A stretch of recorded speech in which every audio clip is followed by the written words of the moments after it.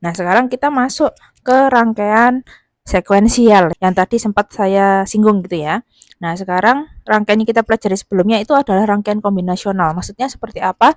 Outputnya untuk yang saat ini tidak akan mempengaruhi output setelahnya gitu.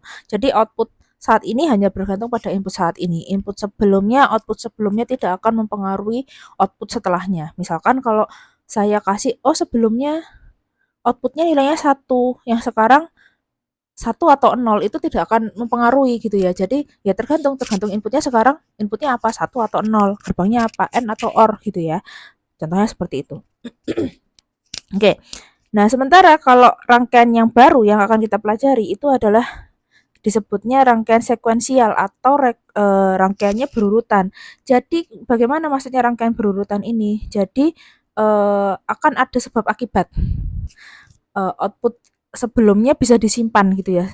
Dan ini nilainya akan mempengaruhi output berikutnya seperti itu. Jadi kalau misalkan kayak Anda kalau misalkan mau naik kereta api gitu ya, kalau Anda terlambat ya berarti Anda nggak bisa naik kereta api. Itu sebab akibatnya. Nah, kalau misalkan Anda apa namanya tidak terlambat, tentunya Anda bisa naik kereta apinya seperti itu ya. Jadi ada sebab akibatnya sama seperti rangkaian sekuensial. Jadi ada urutannya gitu ya. Ada urutannya dan itu akan menyebabkan outputnya saat ini dipengaruhi oleh output sebelumnya.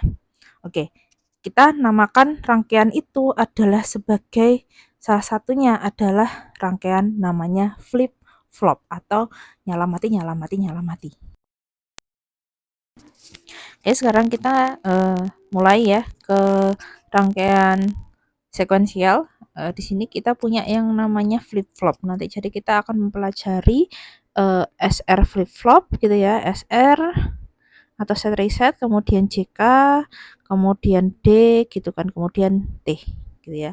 Jadi ada SR flip flop, JK flip flop, D flip flop sama T flip flop. Oke, sebelum ke flip flop kita masuk ke set reset latch dulu. Jadi di sini latch itu nanti berkaitan sama bahwa nanti outputnya akan sama seperti output sebelumnya gitu ya. Jadi kita masuk ke yang pertama dulu, SR dulu. S itu singkatan dari set gitu ya, kemudian R-nya adalah dari reset. Nah, sekarang logic gate circuit-nya atau gerbang logikanya adalah seperti ini ya, rangkaian gerbang logikanya.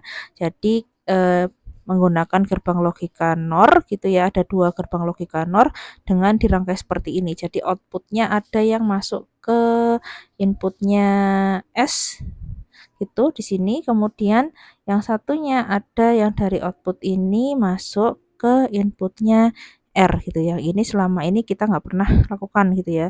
Jadi kalau udah output ya output saja. Sementara ini outputnya dikembalikan ke input lagi. Oke, simbolnya seperti ini ya, simbolnya ada SR, kemudian outputnya ada dua, ada key dan kibar gitu. Jadi kalau misalkan key-nya 0, kibarnya 1, kalau key-nya 1, kibarnya akan 0 seperti itu. Jadi berkebalikan, bertolak belakang. Nah, truth table-nya Anda lihat di sini karena dua input gitu ya, berarti kita punya 4 baris seperti biasa dengan kombinasi 00, 01, 10 dan 11 gitu. Bagaimana nanti outputnya gitu kan. Untuk yang pertama dulu kita punya key gitu ya. Key-nya ini nanti akan sama dengan LS atau last stage alias sama seperti output sebelumnya gitu ya. Nah, kemudian kalau misalkan 01, Anda lihat yang satu yang mana? Yang set atau yang reset gitu ya. Di sini setnya 0, resetnya 1. Jadi nilai key ini dia mengikuti nilai dari set gitu ya. Jadi kalau misalkan setnya 0, maka key-nya 0. Nah, kibar berarti notnya tentu saja jadi 1.